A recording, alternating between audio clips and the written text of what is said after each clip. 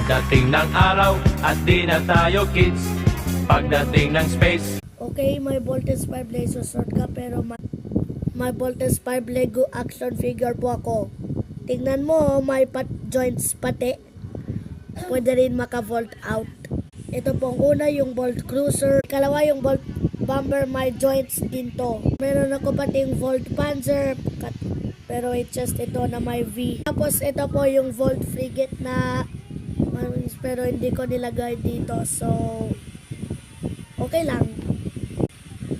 Ang pinakauli o kaya pinakalima ay yung Bolt Lander.